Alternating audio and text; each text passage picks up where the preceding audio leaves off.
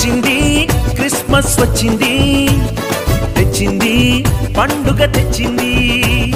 వచ్చింది క్రిస్మస్ వచ్చింది, తెచ్చింది రక్షణ తెచ్చింది. గురువాడ పల్లె పల్లెల్లోన ఆనందమే ఎంతో సంతోషమే. గురువాడ పల్లె పల్లెల్లోన ఆనందమే ఎంతో సంతోషమే. మన చీకటి బ్రతుకులలోన ప్రభు యేసు జనించెను. మన చీకటి బ్రతుకులలోన ప్రభు యేసు జనించెను. రారండో వేడుక చేద్దాం, కలిసి రారండో పండుగ చేద్దాం. రారండో వేడుక చేద్దాం, కలిసి రారండో పండుగ చేద్దాం. దేవుని నామమునకు మహిమ కలుగును గాక. ప్రభు అయిన యేసుక్రీస్తు వారి పరిశుద్ధమైన నామములో తండ్రి అయిన దేవాది దేవునికి స్తోత్రములు చెల్లిస్తూ, ప్రియ ఆత్మీయులందరికీ హృదయపూర్వకమైన పునరుత్థానపు ఆరాధన శుభాభివందనాలు తెలియజేయుచున్నాను. ప్రియులారా, గుర్తున్నది కదా, ఇదిగో మనం చదువునైన వాక్య పఠనములు, వినబోచిన వర్తమానాలు మనల్ని మనం సిద్ధపరచుకుని దేవుని ఆలయంలో నిలవబడదాం. దేవుని వాక్యములో నుండి ఆదికాండము 37వ అధ్యాయం 36వ వచనం. మిద్యానీయులు ఐగుప్తునకు అతని తీసుకుని పోయి ఫరో యొక్క ఉద్యోగస్తుడును రాజ సంరక్షక సేనాధిపతి అయిన పోతీఫరునకు అతని అమ్మివేసిరి.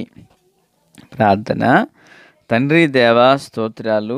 దీవించి ఆదరించి బలపరిచి కృపతో నింపమని వాక్యం చేత మాతో మాట్లాడండి. ఈ పునరుత్థాన ఆశీర్వాదాలతో కప్పండి. మీ హృదయంలో మేమేమై ఉన్నామో ఆ దైవ సంకల్పమును వెల్లడి చేయండి. యేసు నామమున ఆమెన్. ఆత్మీయులారా, బాగున్నారు కదూ? ఈ చివరి 36వ వచనంలో యోసేపును పోతీఫరు కొన్నాడని ఈ భాగంలో మనం చూస్తున్నాం. చూడండి, లోకంలో సామెత ఏంటంటే చచ్చిన పామునే మరలా చంపుతున్నట్లుగా ఉంటుంది. ఇక్కడ ఆల్రెడీ యోసేపు అప్పటికి 2 విధాలుగా శ్రమను ఎదుర్కొంటూ వచ్చాడు. ఏంటి? ఒకటి, గుంటలో త్రోసివేశారు. అన్నలు గుంటలో నుండి తీసి ఆయనను మిద్యానీయులకు అమ్మేశారు. ఇప్పుడు మూడవది ఏంటంటే, మిద్యానీయులు ఏం చేశారంటే పోతీఫరుకు ఆయన్ని అమ్మివేశారు. ఆత్మీయులారా, క్రీస్తునందు నాకు అత్యంత సన్నిహితులారా, మరలా అక్కడ నుండి ఆ పోతీఫరు ఏం చేశారంటే ఆయన్ని విచారణకర్తగా పెట్టాడు. 39వ అధ్యాయంలో ఇంటిలో విచారణకర్తగా పనిచేస్తున్న సమయంలో పాడుపడ్డ స్త్రీ యోసేపు మీద కన్నేసింది. 39వ అధ్యాయం 20వ వచనం ప్రకారంగా ఆయన తీసుకెళ్లి చెరసాలలో వేశారు 5. ఇప్పుడు ఆ చెరసాలలో ఉన్న ఇతడు ఒకానొక రోజున ఖైదీల మధ్యలో వారందరికీ పరిచర్య చేయువాడుగా ఉన్నాడు. 41వ అధ్యాయం 14వ వచనం. ఫరో యోసేపును పిలువనంపెను కాబట్టి చెరసాల నుండి అతడు మన క్షమించండి పిల్లరా, ఇతన్ని మరొక చోట ఖైదీల మధ్యలో పరిచర్య చేసేవాడుగా నియమిస్తారు. ఆ తర్వాత 7వదిగా ఫరో ఎదుట నిలవబడతాడు. అంటే ఈ విషయాలు మీకు ఎందుకు చెబుతున్నానంటే, యోసేపు నేరుగా సింహాసనం మీదకి రాలేదు. కొన్ని శ్రమల గుండగా నడిపించబడ్డాడు. ఇక్కడ మిద్యాను వాళ్ళ దగ్గర నుండి పోతీఫర్ ఇంటికి రప్పించబడ్డాడు యోసేపు. అంటే నా అభిప్రాయం ఏంటంటే, శ్రమ వెంబడి శ్రమ, శోధన వెంబడి శోధన, నింద వెంబడి నిందలు యోసేపునకు ఎదురవుచున్నప్పుడు, ప్రియులారా, ఒక పక్షిరాజు భీకరమైన తుఫాను వస్తున్నప్పుడు అంట అది రెక్కలు చాచుకుని ఎదురు నిలవబడుతుందట. ఎందుకంటే ఇంత వేగమైన గాలికి తాను నిలవబడితే అంత వేగంగా ఈ భూమి మీదకి వచ్చి ఎర్రను తీసుకుని పోవడానికి దానికి అవకాశం ఉంటుందని. అంటే శ్రమను అది ఎదుర్కొంటుంది. యోసేపు కూడా ఏం చేస్తున్నాడంటే ఆ శ్రమలను సహిస్తున్నాడు. ఆ శ్రమలలో ఓర్మిని కలిగి ఓర్పును కలిగి నడుచుకుంటున్నాడు. ఈ మాటలు వింటున్న ఆత్మీయులారా, దేవుని పిల్లలుగా మన జీవితంలో వేయుచున్న ప్రతి అడుగు నువ్వు ప్రభును చూస్తూ వేస్తే నీ ఎదుట సముద్రమే ఉన్న ఆ సముద్రాన్ని దేవుడు ఒక ఆరిన నేలగా చేయగల సమర్థుడు. ఆమేన్. ఆత్మీయులారా వినాలి. ఈ పోతిఫర్ ఇంటికి తీసుకొచ్చారు. ఈ పోతిఫర్ అతన్ని ఇంటిపై యజమానుడిగా ఉంచారు ఇంట్లో. చూడండి, యోసేపు విషయంలో జరుగుచుండిన ప్రతిదీ తనను సింహాసనం వైపునకు తీసుకువెళ్ళడానికి భిన్నంగా శ్రమల వైపు నడిపించుచున్నట్లుగా కనిపిస్తుంది. అద్భుతం ఏంటో తెలుసా? తన జీవితంలో జరుగుతున్న ప్రతి సంఘటన తన జీవితాన్ని అనేక విధాలుగా మలుపులు త్రిప్పుకుంటూ తీసుకువెళుతూ గమ్యానికి, స్థిరమైన స్థలానికి ఆయన నడిపిస్తున్నాయి. ఆమేన్.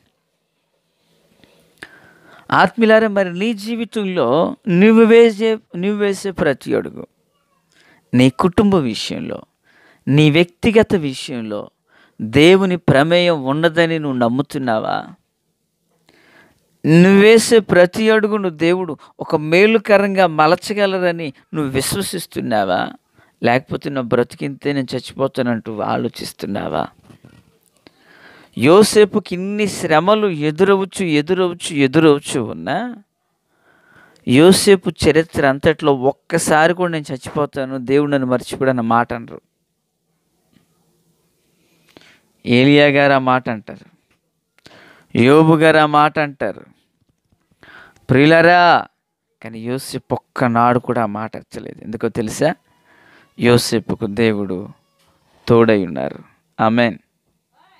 యోసేపు నోట విశ్వాసపు మాటలు ఉంటాయి. నేను ఈ ఖైదులో ఉండవలసిన వాడిని కాను,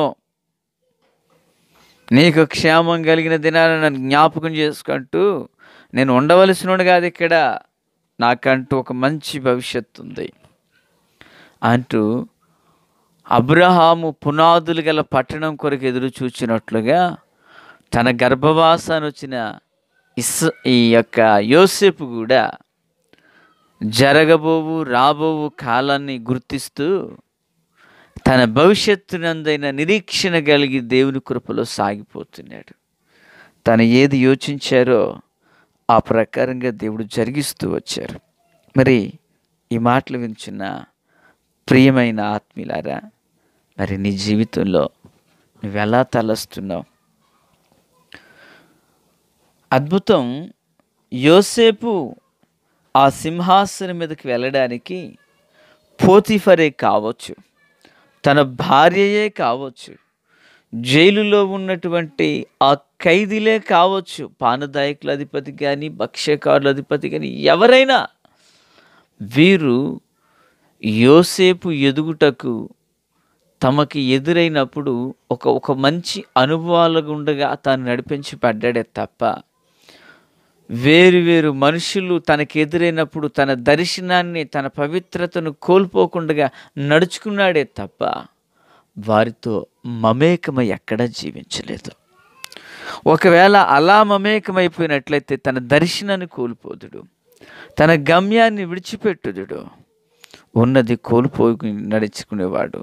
ఆత్మీయులారా, జీవము కలిగిన దేవుని ప్రియమైన పిల్లలుగా మన ఆత్మీయతలో మనం గుర్తు చేసుకోవలసిన సత్యం ఏంటంటే, నువ్వు ఇరుకునబడి నడుచుచున్నా, విశాలతలో నువ్వు నడుచుచున్నా, నాతో దేవుడున్నాడు, నాకొక భవిష్యత్తు ఉన్నది, నేను ఈ ఖైదులో ఈ లోకంలో ఉండవలసిన వ్యక్తిని కాను, నేను పరలోక రాజ్యపు వారసుడను. ఇప్పుడు నేను అనుభవించుచున్న ఈ శ్రమ, నేను పొందబోయే మహామహిమ ఎదుట ఇది నాకు ఎన్నదగినది కాదనే నిరీక్షణ మనలో ఉండాలి. భక్తి పౌలు అంటారు కదా, మనం అనుభవించుతున్న శ్రమలంట పొందబోయే మహిమ ఎదుట అవి ఎనదగినవి కావంటారు ఆయన. మరి జీవము కలిగిన దేవుని పిల్లలుగా ప్రియులారా ఓ సేవకునిగా నేను పరిచయలో కొన్నిసారి శ్రమలు ఎదురైనప్పుడు నేను జ్ఞాపకం చేసుకునవలసింది, దేవుడు నాకు ఒక మహామహిమకరమైన జీవితాన్ని ఇవ్వబోతున్నాడు. ఆ మహామహిమ ఎదుట ఈ శ్రమ నాకు ఎనదగినది కాదు. నీ సేవకునిగా నేను తలంచాలి, కుటుంబ జీవితంలో నీ వల్ల తలంచాలి, విశ్వాసగా నీ వల్ల తలంచాలి. ఓ ప్రభు రక్తములో కడుగబడిన ఒక కుమార్తెగా, ప్రభు రక్తములో కొనబడినటువంటి ఒక కుమారునిగా, ఓ కుటుంబ యజమానునిగా, ఓ కుటుంబ యజమానురాలుగా నేను మనము ఇప్పుడు పొందుచున్న ఈ సమస్య రాబో కాలంలో నేను పొందబోవు మహిమ ఎదుట ఈ శ్రమ కానీ, ఇరుకు కానీ, ఇబ్బంది కానీ ఇవి ఎన్నటికీ ఎన్నదగినవి కావు. సాయంకాలాన్ని ఏడుపు వచ్చి రాత్రంతా ఉండిన ఉదయాన్నే సంతోషము కలిగినట్లుగా భూమిని చీకటి పొరలు కమ్మి ఉదయకాల వేళ కాంతి రేఖలు వాటిని తరిమినట్లుగా నీ జీవితంలో చీకటి పొరను తరిమే ఓ వెలుగు రేఖ ప్రభువు ప్రకాశించడానికి ఇష్టపడుతున్నాడు. చేర్చుకుందాం హృదయంలోకి ప్రభుని, ఆరాధిద్దాం మనసారా దేవుని. యోసేపు జీవితాన్ని నూతనపరిచిన దేవుడు మన జీవితాలను రూపాంతరపరచునుగాక.